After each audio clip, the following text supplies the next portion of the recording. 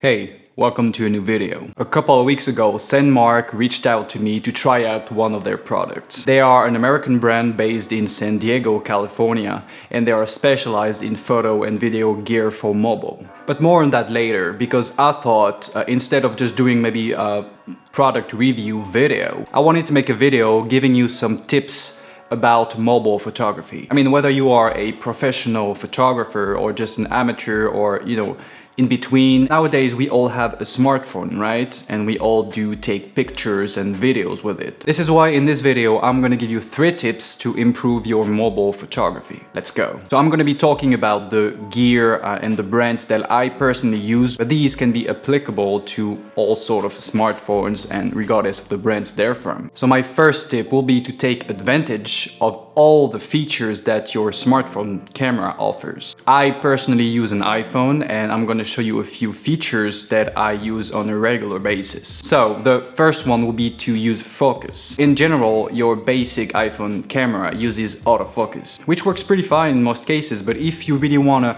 be more precise and manually focus on something, use your finger to press on the screen where you want your focus to be on. And if you want to lock your focus on this specific point, you can press on that point and just hold down your finger on the screen, and then your camera will lock focus. While you do that, there's gonna be a yellow square appearing on the screen, which literally translates to the focus point you've chosen. You'll also see a sun symbol to the right, and by dragging it up and down, you can play with the exposure of your shot. This way of setting up your exposure might be tricky sometimes. Another way to adjust your exposure will be to just drag your finger up, and then you'll see in the lower part of the screen while you are in camera, you'll have access to different settings, right? Whether it's like the ratio, the exposure, like some filters, built-in filters, etc. You'll also have access to exposure, so you can just click on the exposure part and just manually, set up the exposure you are happy with. Another thing, when you are trying to capture a subject in movement, instead of just pressing many times to get like a right shot, of this moving subject, you can use what is called a burst mode, which is associated with the volume up button located in the upper left hand corner of your iPhone. I know that this has saved me many times just because the iPhone wasn't really following up when I was trying to take a lot of pictures, in a row. So this can be really useful if you want to capture a moving subject, especially if it's going fast. If you want to take your mobile photography to the next level, you can use camera apps. For instance, I personally use the camera from the Lightroom mobile app, but there are also other apps such as like ProCam and all. What is great about these apps is that they give you full manual control over your settings. So I guess these pro apps, if I can call it that way, require a certain knowledge of the photography settings and how to use them,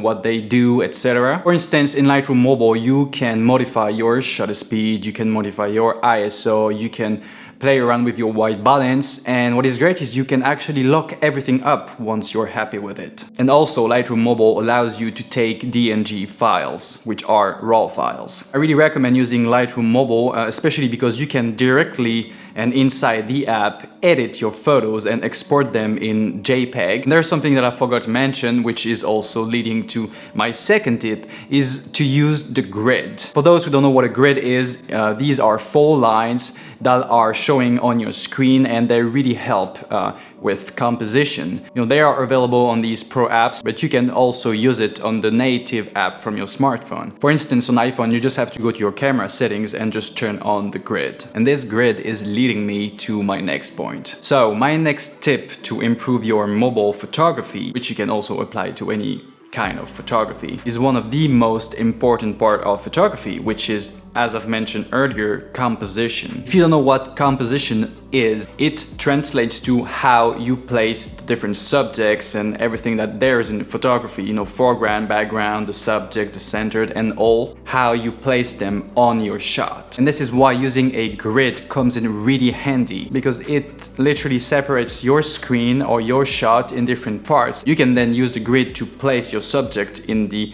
middle square, right, to make sure it is well centered. or you can use all these intersection points to place your subject. There is a famous rule which is called the rule of thirds. This rule of thirds is supposed to psychologically attract your audience eye to one of these points. To follow this composition and grid idea, what I would advise you to do is to edit your photos. Whether you really want to edit it, like, you know, in terms of like in an artistic way where you want to give a look to your photo, you want to play with colors and all, whether it's your thing or not, I would recommend just using ARTLIST, the crop tool. So in most apps, when you want to crop a photo, this already gives you access to a grid while you are cropping. So, you know, you can crop your photo in order to like maybe reposition your subject, or just, you know, or get rid of some of like the foreground or background stuff that you don't really want to be in the photo. This can be pretty useful. And finally, what I would recommend regarding composition is to experiment. I mean, you know, this goes for any sort of things, whether it's photography or anything in your life.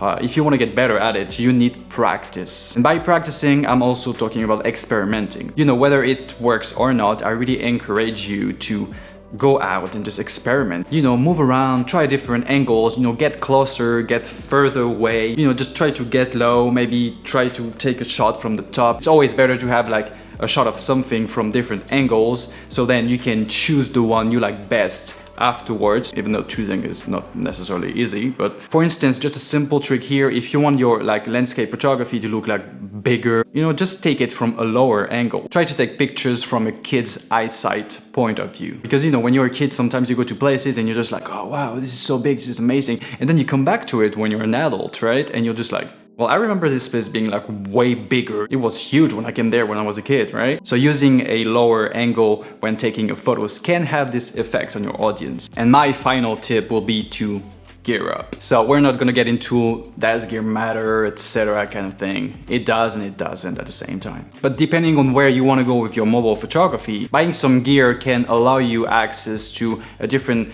kind of photography or different style. You know, by using certain gear, you might actually take shots that you're not used to take, and you might come to really enjoy it. So you are trying new things and improving your photography in general by learning new skills, which are directly like linked to the gear, this specific gear you use. So as I've mentioned in the beginning of the video, the brand Sandmarc contacted me to review one of their products. They were nice enough to let me choose which product I want to review. And I don't know if you've watched my other videos, but I am a telephoto guy. And owning an iPhone 12 mini, I do not have the, you know, the Pro version from iPhone telephoto camera. So they had a telephoto lens, and this is the one I chose to review. Here it is. I don't know if you guys can see it. This is pretty tiny. This is a mobile lens. It's kind of cute, just to compare it. So that is the telephoto lens that I use for my camera. And this is the Sandmarc telephoto lens for mobile. Can you guys see the difference? I don't know, like... I mean, I don't know if you can tell, but it's a bit different. Anyway, so just to quickly review this lens, I'm going to start with what you get in the package you receive. So you are getting two different things. The first one is the lens. So it comes in with this own little case with a zipper. And if you open this zipper, inside there's going to be a pouch which contains the lens itself, plus a cleaning cloth. And also the case, there's going to be a clip. This is a pretty well-made case that also has a carabiner, which makes it really easy to carry. You know, you can just clip it onto, like, I don't know, a backpack or just your pants. But you also receive a phone case. So you can either put the case on your phone, and you can see there is like some sort of edge around the camera, which allows you to directly screw your lens onto the phone case, which is directly put on your phone. That's pretty straightforward, and that's the way I like to use it. But also, if you don't want to use a case, or if you already have your own case, there's also this clip that you can screw onto the lens, and then you just have to clip it and put it right on top of your phone camera. That's for you to decide and to go with the way you are more comfortable with. Now, regarding the lens in itself,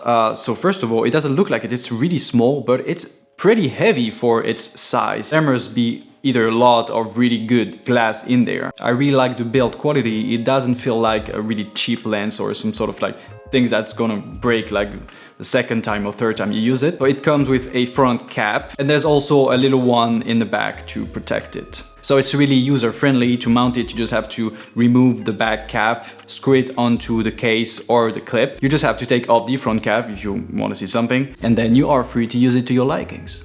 I'm just gonna show you a screen recording where there is just the standard iPhone camera opposed to the exact same setup but with the lens on. What I really like and appreciate is that when you're using the telephoto lens on the standard iPhone camera, there is no loss in image quality. And what is specifically great about this lens is that as it's a telephoto lens, you get a better depth of field due to the compression of the telephoto focal length, right? That comes in pretty handy when you really want to separate your subject from the background. Now I'm just going to show you a few photos, samples that I've taken using this telephoto lens on my iPhone 12 mini.